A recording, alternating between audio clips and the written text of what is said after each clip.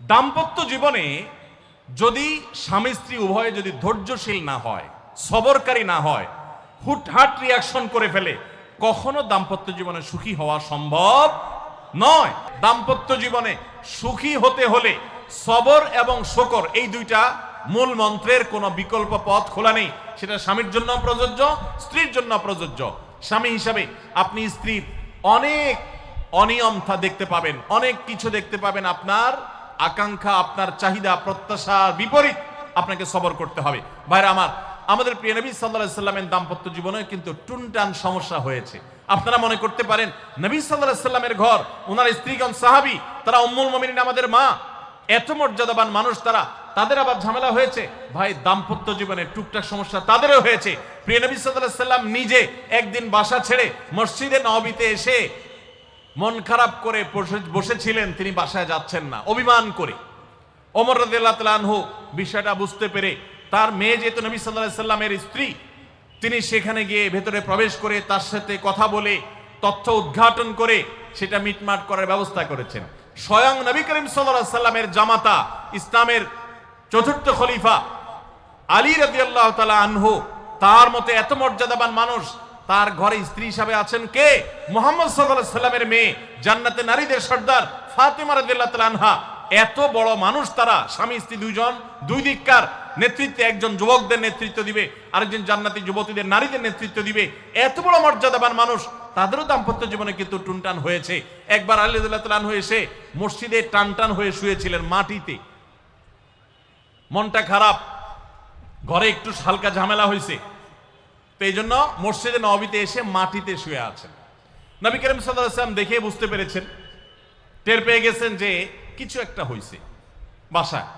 তখন তিনি জামাইকে ডেকে বললেন, কমিয়া আবা তুরাব, এ মাটির বাপ, মাটিতে শুয়ে আছেন, এজন্য রসিকতা করে বললেন, এ মাটির বাপ, উঠো, দাঁড়াও, দেখি কি হয়েছে বলো। ভাইরা আমার, দাম্পত্য জীবনে টুকটাক সমস্যা হবেই হবে। যারা বিয়ে করেন নাই, আগে থেকে প্রস্তুত থাকেন, বুকে পিঠে ছালার বস্তা সব বেঁধে রেডি থাকেন। বিশেষ করে সময় যেভাবে গড়াচ্ছে, তাতে করে সামনে থেকে হেলমেট পরেও যাওয়া লাগতে পারে। শুধু যাওয়া না, বাসায় ঢোকার সময় বাইক থেকে নামার পর হেলমেটটা আগে খুলবেন না, আগে যা বুঝবেন পরিস্থিতি কি, তারপর হেলমেট খুলবেন। বুঝেন নাই? দাম্পত্য জীবনে টুকটাক সমস্যা হবেই, এটা প্রত্যাশিত। মনে রাখবেন, এই জিনিসটা যদি আপনি আগে থেকে মাথায় রাখেন, তাহলে আপনার কষ্ট অনেকখানি দূর হয়ে যাবে। আমরা অনেকে আকাশ থেকে নেমে পড়ি। কি বলে, এত বড় সাহস, এই কথা বলতে পারে? কেন ভাই আশ্চর্য হচ্ছেন কেন? এর চেয়ে বেশি কথা বলতে পারে। মাথা বাড়ি মারছে, আরে ভাই ছুরি মারে নাই যে শুকর আদায় করে। বুঝেন নাই কথা? একই কথা বোনদের জন্য প্রযোজ্য। আমার মা বোন যারা শুনছেন তাদেরকেও বলছি, আপনার স্বামীর একটা কথা শুনে আপনি আকাশ থেকে নেমে পড়ছেন, আকাশ ভেঙে পড়ছে মাথার উপরে। কি এটা বললো সে, আপনি ডিপ্রেসড হয়ে যাচ্ছেন। আরে বোন, ডিপ্রেসড হচ্ছেন কেন? এটা কেন? আরো শক্ত কথা আপনাকে বলতে পারে, এটা আপনি মাথায় রাখেন। কারণ দিন শেষে তিনি মানুষ, তার ভুল হতে পারে, একটা সময় তিনি তার ভুল বুঝতে পারেন। দাম্পত্য জীবনে যদি স্বামী স্ত্রী উভয়ে যদি ধৈর্যশীল না হয়, সবরকারী না হয়, হুটহাট রিয়াকশন করে ফেলে, কখনো দাম্পত্য জীবনে সুখী হওয়া সম্ভব নয়। মনে রাখতে হবে, একসাথে থাকতে গেলে, দুইটা পাতিল একসাথে থাকতে গেলে টুনটান লাগে না? বাধে হয় না? আপনার কাছে যদি কেউ এসে গাল গল্প দেয়, দেখবেন অনেকে গাল গল্প দেয়। গাল গল্প দেওয়া লোক আছে না নাই? ভাই, 30 বছর সংসার করেছি, জীবনে আমাদের একটা কথা হয়নি। ডাহা মিথ্যুক, এ লোক ডাহা মিথ্যুক। আপনার 50 বছরের সংসারে কোনো বিষয় হয় না। হ্যাঁ, ঝগড়া করেন না, সেটা ভিন্ন বিষয়, কিন্তু ভিন্ন মত হবে না, দ্বিমত তৈরি হবে না, নিজেদের মধ্যে ভুল বোঝাবুঝি তৈরি হবে না, একবারও হবে না জীবনে, অসম্ভব। মুহাম্মদ সাল্লাল্লাহু আলাইহি সাল্লামের ঘরে যদি হয়ে থাকে, আলী রাদিয়াল্লাহু তাআলা ফ্যামিলিতে যদি হয়ে থাকে, সাহাবীদের ঘরে ঘরে যদি হয়ে থাকে, আপনি কে? মনে রাখবেন, এই সমস্ত ডাহা মিথ্যা কথা শুনে আপনি চিন্তা করেন, হায় হায় রে, তাহলে আমার বউটা এত ডাইনি।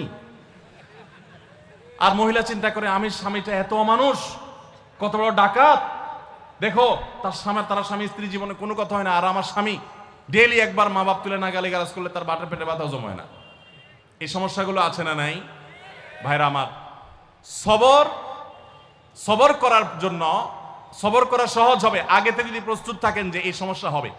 দাম্পত্য জীবনে একটু বুদ্ধিশুদ্ধি করে না চললে, শুধুমাত্র সোজা হয়ে দোয়া দুরুদ পড়বেন আর সব সোজা হয়ে যাবে, শুয়ের মধ্যে এত সোজা না।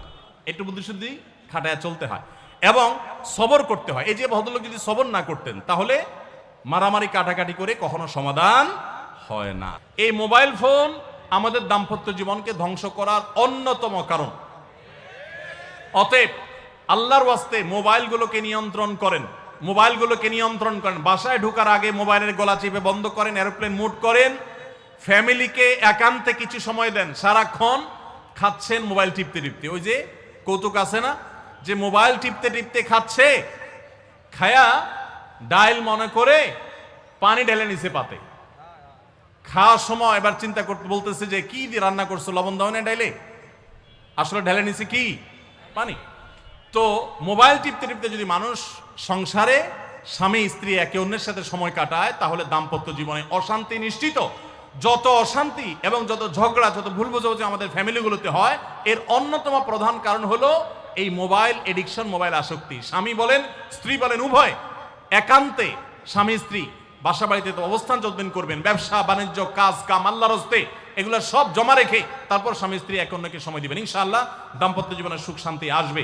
কখনো কোনো ভুল হয়েছে বুঝতে পারলে পণ্ডিতি না করে সাথে সাথে ভুল স্বীকার করা জানতে হবে যে হ্যাঁ এটা আমি ভুল করেছি। হ্যাঁ এটা স্বীকার করলে সে একটু মাথায় উঠে যাবে, সে একটু লাই পেয়ে যাবে, পাক। কিন্তু এটা একটা ভালো গুণ, পরবর্তীতে এটাকে ব্যালেন্স করতে পারবেন অন্যভাবে। ভুল স্বীকার করবেন। মেয়েদের সাথে বিশেষ করে যখন ঝগড়াঝাটি হয়, কোনো কিছু হয়, মনে করেন ঝগড়া তুমুল আকারে চলে গেছে, এখন আপনার স্ত্রী আপনার মৃত্যুদণ্ড জারি করবেন, জাস্ট এটা বাকি আছে। এই টাইমটাতে আপনি যদি চান যে এই রাগের পারদকে পাতাল থেকে মুহূর্তের ভিতর, আমি আকাশ থেকে মুহূর্তের ভিতরে পাতালে নামায় আনবো, আগুনের সাথে সাথে পানি করব, একটা বুদ্ধি, একটা কাজ করবেন, সাথে সাথে পানি হয়ে যাবে। সেটা কি? এতক্ষণ যা তর্ক করছেন এখন বলেন যে আসলে তুমি ঠিক বলছো, আমারটা ভুল, ব্যাস দেখবেন যে আগুন পানি হয়ে গেছে সাথে সাথে। তো ভুল স্বীকার করতে পারে, এটা শুধু স্বামীরা না, স্ত্রীদের ক্ষেত্রে একই কথা প্রযোজ্য। এটা অনেক বড় একটা গুণ। বিশেষ করে ক্ষমা করতে পারা। ক্ষমা করতে যারা পারে না তাদেরকে আল্লাহ ভালোবাসেন না।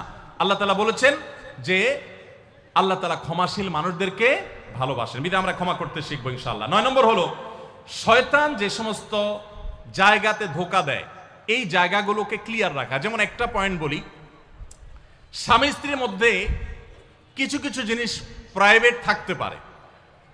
আপনার স্ত্রী আপনার শ্বশুর বাড়িতে ফোনে কথা বলেছে, কি বলেছে, আম্মা তোমার সাথে কি বলেছে, তোমার আব্বা কি বলেছে, তোমার ভাই কি বলেছে, ব্যক্তিগত বিষয়গুলো খুব বেশি খোঁচাখুচি করে জানতে যাবেন না। এগুলো জানতে গেলে অশান্তি হবে। এবং অনেক সময় দেখা যেতে পারে কোনো কিছু দেখে আপনার সন্দেহ হয়েছে, তাহলে এটা পেটের ভিতর রাখবেন না। আবার খারাপভাবে উপস্থাপন না করে সুন্দরভাবে উপস্থাপন করেন যে আমার কাছে এরকম মনে হয়েছে, তাতে সাময়িক ঝগড়া হোক, কিন্তু আপনি ক্লিয়ার হয়ে যাবেন এবং নিজেদের মধ্যে কোনো ঝামেলা থাকবে না। শয়তান বিশেষ করে ওয়াসওয়াসা, কুমন্ত্রণা, সন্দেহের রোগ দিয়া দাম্পত্য জীবনে সবচেয়ে বেশি অশান্তি তৈরি করে। এই জন্য সন্দেহকে কোনো স্থান দিবেন না।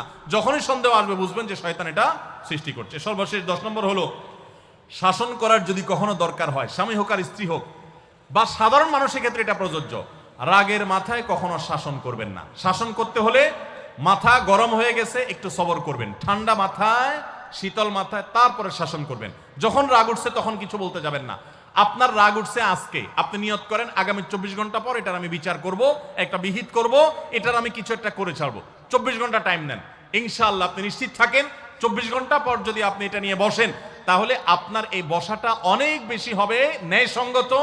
এটাতে কোনো প্রকার সীমালঙ্ঘন থাকবে না, রাগের চোটে অন্যায় আচরণ হবে না, জুলুম হবে না, বাড়াবাড়ি হবে না, যথাযথ শাসন হবে। যে কোনো মানুষের ক্ষেত্রে এটা প্রযোজ্য। আপনার একটা ছেলে এমন কোন অন্যায় কাজ করছে, আপনি এখন তাকে মাথা হট হয়ে গেছে, এখন শাসন করতে গেলে জুলুম হয়ে যেতে পারে, একটু সবর করেন, সময় নেন, দেখবেন রাগটা প্রশমিত হয়ে লেভেলে চলে আসছে।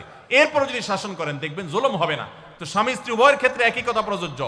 ঝগড়া যখন করতে মন চায়, মেজাজ যখন গরম হয় তখন না করে একটু পরে করেন। আমি সৌদি আরবে প্রবাসে যখন ছিলাম আমি দেখেছি অনেক বাংলাদেশি ভাইয়েরা, তখন নেটের এত বেশি প্রচলন ছিল না, তারা মোবাইলে একটার পর একটা কার্ড রিচার্জ করতো 50 রিয়াল 100 রিয়াল দিয়া। কেন? শুধুমাত্র বউয়ের সাথে ঝগড়া করার জন্য। কিসের জন্য? কারণ কথা বলতেছে, মনে করেন কোন একটা বিষয় নিয়ে তুমুল বিশ্বযুদ্ধ বেঁধে গেছে দুইজনের, এখন এই পাশ থেকে ওই পাশ থেকে কথা চালাচালি ঝগড়াঝাটি চলতেছে, চিল্লানি চেঁচামেচি, হঠাৎ করে লাইন কেটে গেছে, ব্যালেন্স শেষ, দৌড় দিয়ে চলে গেছে দোকানে, এই তাড়াতাড়ি একটা কার্ড দেন ভাই, তাড়াতাড়ি রিচার্জ করতেছে। কেন? তাকে এখন কি করতে হবে?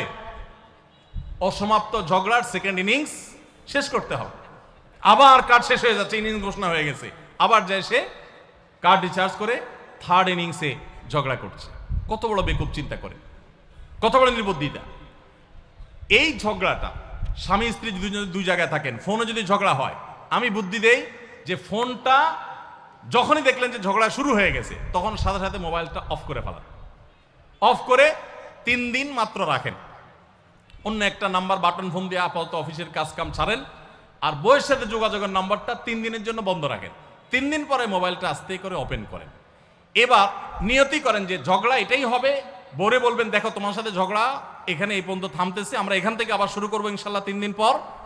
3 দিনের বিরতি দিচ্ছি, যুদ্ধবিরতি, যথারীতি 3 দিন পরে আমরা আবার শুরু করব।